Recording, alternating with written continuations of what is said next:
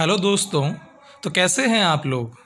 Human reproduction के पिछले दोनों वीडियो में पहले में हमने नर प्रजनन तंत्र या मेल रिप्रोडक्टिव सिस्टम के स्ट्रक्चर को पढ़ा। दूसरे वीडियो में अपन ने टेस्टिस या वृषण की संरचना के बारे में अध्ययन किया। इस आज के तीसरे वीडियो में हम टेस्टिस के टेस्टिकुलर लोब्यूल्स में मिलने वाली सुपर कॉइल्ड या अति कुंडलित सेमिनिफेरस ट्यूब्यूल्स के बारे में अध्ययन करेंगे। आओ वीडियो शुरू करते हैं। अब देखो, ये डायग्राम और ये डायग्राम दो सिमिलर डायग्राम है, बस इनके रिप्रेजेंटेशन में डिफरेंस है। पिछली लेबलिंग के अंदर हमने सेमिनिफेरस ट्यूब्यूल को पढ़ा था। यहां पर ये जो डायग्राम दिए गए हैं, ये सेमिनिफेरस ट्यूब्यूल के ट्रांसवर्स सेक्शन है, अनुप्रस्थ काट है। अब ट्रांसवर्स सेक्शन या अनुप्रस्थ काट क्या होगा?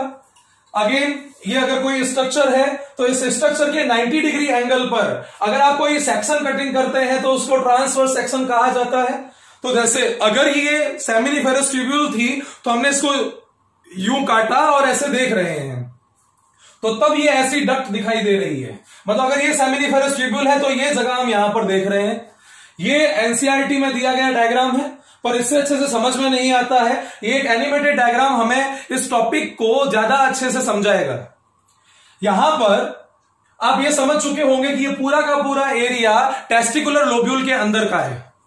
एक जगह तो हो गई सेमिनिफेरस ट्यूब्यूल के अंदर वाली और एक जगह हो गई सेमिनिफेरस ट्यूब्यूल के बाहर वाली।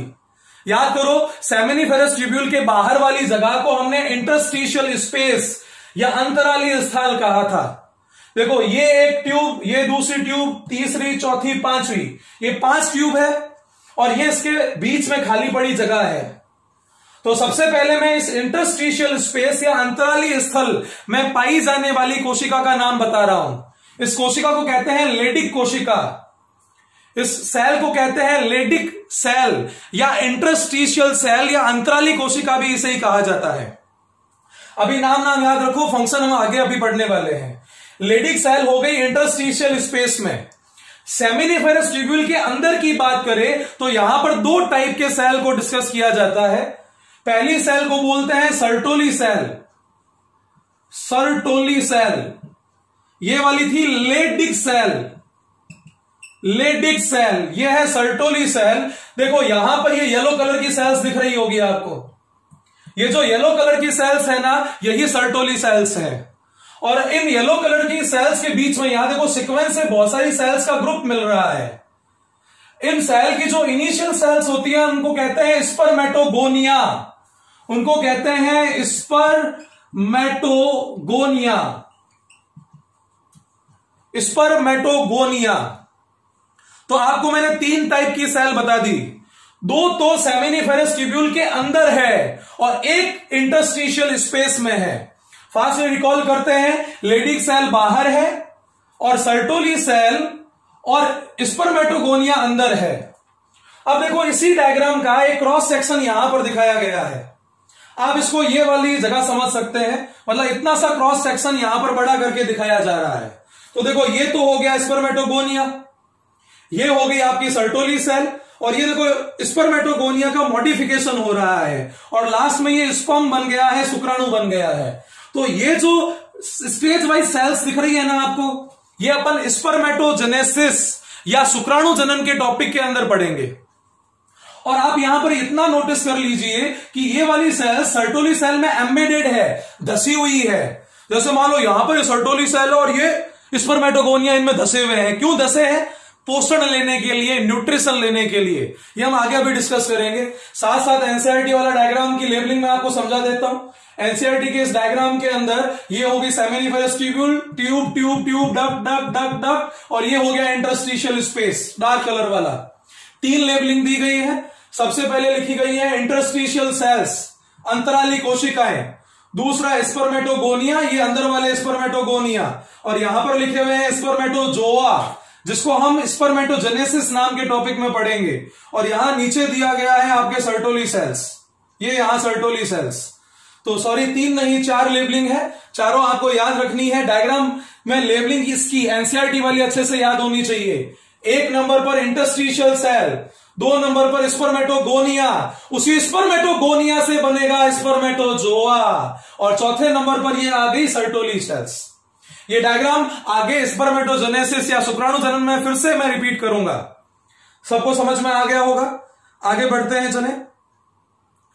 अब यहां पर हमने अभी जो पीछे डायग्राम के अंदर जो लेबलिंग्स पूरी की थी ना, उनमें से 2 टॉपिक की डिटेल को देखने वाले हैं। इसमें से पहला का नाम है टेस्टिकुलर लोब्यूल, और दूसरा उसी टेस्टिकुलर लोब्यूल के अंदर प्रेजेंट सेमिनिफेरस ट्यूब्यूल। मतलब पीछे की 2 लेबलिंग की, पीछे के 2 नामांकन की डिटेल यहां पर पढ़ी जाएगी। शुरू करते हैं टेस्टिकुलर लोब्यूल या वृषणपालिका से। बताओ नंबर कितना था, याद होगा आपको? 250 नंबर में होती है। कुछ जो डिजिट्स होती है ना एनसीईआरटी की, उनको रट लेना चाहिए अच्छे से। तो एक टेस्टिकुलर लोब्यूल में बताओ सेमिनिफेरस ट्यूब्यूल कितनी थी? बताया था आपको 1 से 3। तो साथ साथ माइंड में आपके रिवीजन भी चलना चाहिए। ये आज का पहला वीडियो है, तो इसमें मैं क्वेश्चन आंसर की सीरीज ऐड नहीं कर रहा हूं। नेक्स्ट वीडियो से मैं क्या करूंगा, पिछले वीडियो के क्वेश्चंस का एक सेट रखूंगा और आपको कमेंट बॉक्स में उन क्वेश्चंस के आंसर्स देने होंगे। देखें, टेस्टिकुलर लोब्यूल या वृषणपालिका, जैसे जूम क्लास के अंदर अपन करते हैं ना कि कंटिन्यूअसली चैट के अंदर आप कुछ बोलते हैं, मैं उसको देख के रिप्लाई करता रहता हूं, तो ऐसे ही यूट्यूब के कमेंट बॉक्स में भी मैं आपके दिए गए मैसेजेस का रिप्लाई करता जाऊंगा, ताकि आपके डाउट्स भी क्लियर होते जाएंगे और अपना कुछ कन्वर्सेशन भी, कुछ बातचीत भी हो जाएगी, क्योंकि उसके बिना मजा नहीं आता। जब तक टीचर स्टूडेंट की बातें ना हो, क्या मतलब। चलो देखें, आते हैं टॉपिक को कंटिन्यू करते हैं। 250 तो टोटल चैम्बर हो गए। ये एक चैम्बर के अंदर 1 से 3 सेमिनिफेरस ट्यूब्यूल या शुक्र जनन नलिकाएं हो गई। शुक्र जनन नलिकाएं मतलब वो नलिकाएं जो शुक्राणु को जनती है, मतलब पैदा करती है। फिर उसके बाद इसके अंदर आता है इंटरस्टिशियल स्पेस या अंतराली कोशिका। अभी आपको पता है सेमिनिफेरस ट्यूब्यूल के बाहर के स्थान को अंतराली अवकाश या इंटरस्टिशियल स्पेस कहते हैं। पिछले डायग्राम में मैं आपको ये चीज समझा चुका हूं। फिर देखो, यहां पर ये बता रहा है कि इंटरस्टिशियल स्पेस या अंतराली अवकाश में क्या क्या होता है। तो उसके अंदर एक तो अंतराली या लेडिक कोशिका होती है, या इंटरस्टिशियल सेल कह सकते हैं। उसी के अंदर ब्लड वेसल्स भी होती है, रुधिर वाहिनियां भी होती है। मतलब सीधी सी बात है यार, कोई भी ऑर्गन हो हमारी बॉडी का, सबको ब्लड सप्लाई तो करनी है ना, तो आर्टरी एंड वेन्स की जो ब्रांचिंग है वो भी वहां पर पहुंचेगी, तो वो नॉर्मल चीज है। पेपर में पूछेंगे तो आपको लेडिक सेल के बारे में पूछेंगे। फिर लेडिक सेल का फंक्शन क्या है? लेडिक सेल जो है ना, वो एंड्रोजन हार्मोन को रिलीज करती है। अब यहां पर 2 टर्म याद रख लें, एक है एंड्रो और एक है गाइनो। जब भी हम एंड्रो शब्द बोलेंगे तो वो मेल को कोरिलेट करेगा, और जब हम गाइनो वर्ड बोलेंगे तो फीमेल को कोरिलेट करेगा। तो इसका मतलब क्या है, एंड्रोजन हार्मोन मेल हार्मोन है, और मेल हार्मोन होता है टेस्टोस्टेरोन, वही जो मस्कुलरिटी लाता है, वही जो हम बॉयज की वॉइस की पिच को लो रखता है, जो बॉडी पर हेयर ग्रोथ को बढ़ाता है, वगैरह वगैरह। तो लेडिंग सेल जो कि इंटरस्टिशियल स्पेस के अंदर है, उसका फंक्शन हो गया टेस्टोस्टेरोन हार्मोन या एंड्रोजन या मेल हार्मोन या टेस्टिकुलर हार्मोन, ये चारों इसी के नाम है, इसको प्रोड्यूस करना। फिर यहां पर इस लेडिंग सेल के अलावा इस अंतराली अवकाश में इन लेडिंग सेल के अलावा और इन ब्लड वेसल के अलावा इम्यूनोलॉजिकल कॉम्पिटेंट सेल, मतलब कि आपके प्रतिरक्षात्मक कोशिकाएं भी उपस्थित होती है। प्रतिरक्षात्मक कोशिकाओं का मतलब क्या हुआ, जो हमारे इम्यून सिस्टम की सेल है। 11th के अंदर इम्यून सिस्टम में आपने इन सेल्स के नाम पढ़े हुए हैं, जिनको लिम्फोसाइट्स कहा जाता है, जिनको मैक्रोफेजेस कहा जाता है और जिनको मास्ट सेल्स कहा जाता है। एनसीईआरटी में चैप्टर में बस इम्यूनोलॉजिकल कॉम्पिटिबल सेल्स नाम देकर छोड़ा हुआ है। हमने यहां पर उसके एग्जाम्पल भी ले लिए हैं कि उसके अंदर एक तो लिम्फोसाइट आएगी, एक मैक्रोफेजेस आएगी और एक मास्ट सेल आएगी। यार इसका ढक्कन कहां गया, ये सूख रहा है कम वक्त। 1 मिनट में 1 घूंट पानी भी पी लेता हूं। चलो, तो टेस्टिकुलर लोब्यूल को फास्टली रिवाइज करा देता हूं। टेस्टिकुलर लोब्यूल टोटल 250 होंगे। एक लोब्यूल में 1 से 3 सेमिनिफेरस ट्यूब्यूल या शुक्रजनन नलिकाएं होगी। नलिकाओं के बाहर का स्थान इंटरस्टिशियल स्पेस या अंतराली अवकाश होगा। इस अंतराली अवकाश में ब्लड वेसल्स होगी, लेडिंग सेल होगी और इम्यूनोलॉजिकल कॉम्पिटेंट सेल्स होगी, जिनके अंदर मास्ट सेल, लिम्फोसाइट और मैक्रोफेजेस शामिल है। अब आते हैं टॉपिक सेमिनिफेरस ट्यूब्यूल या शुक्रजनक नलिकाओं के बारे में, शुक्रजनक नलिकाओं के बारे में। मुझे इसका ढक्कन नहीं मिल रहा रे। ढक्कन ढक्कन होता है, पर ढक्कन के बिना जिंदगी चलती भी नहीं है। बहुत सारे खतरे हैं बिना ढक्कन के। देखें, सेमिनिफेरस ट्यूब्यूल, शुक्रजनक नलिकाएं, ये हाईली कॉइल्ड डक्ट्स है, अति कुंडलित नलिकाएं हैं। पिछले डायग्राम में हमने ये चीज देख ली थी। ये सुपर कॉइल्ड होगी, अति कुंडलित होगी। इनका फंक्शन क्या है? स्पर्म्स का प्रोडक्शन करना, स्पर्म का प्रोडक्शन करना। ये भी पिछले डायग्राम में आ गया था। फिर नंबर, ये संख्या में कितनी होगी, तो ये रटना नहीं है। क्यों रटना नहीं है? यहां देखो 250 चैम्बर हमें पता थे, एक चैम्बर में हाईएस्ट 3 होगी, तो 250 इंटू 3 किया तो लगभग 750 हो गया। तो इनका नंबर हो जाएगा अप टू 750, 750 तक इनका नंबर हो सकता है, कम भी हो सकता है। फिर आया इसमें कौन कौन से टाइप की सेल है, ये भी मैं डायग्राम में समझा चुका हूं, तो ये एक तरीके से रिवीजन हो गया डायग्राम का। पहली को कहते हैं मेल जर्म सेल या स्पर्मेटोगोनिया, इसे शुक्राणु जन कोशिका कहते हैं, जिसका मैंने आपको बोला था कि जब हम टॉपिक पढ़ेंगे स्पर्मेटोजेनेसिस तो हम डिटेल में डिस्कस करेंगे। ये क्या करती है? ये मियोटिक डिवीजन या अर्धसूत्री विभाजन करती है। अब कहा जाता है अर्धसूत्री विभाजन, पर रियलिटी में माइटोसिस मियोसिस दोनों होते हैं। असलियत में समसूत्री भी होता है, अर्धसूत्री भी होता है। पर क्या है, अर्धसूत्री स्पेशली यहां होता है ना, तो इसलिए उसको अच्छे से डिस्कस कर लेते हैं। तो अर्धसूत्री विभाजन की हेल्प से ये स्पर्म्स बनाएगी। दूसरी सेल है सर्टोली सेल। याद करो, बड़े पीले कलर वाली सर्टोली सेल्स थी, याद आ गया?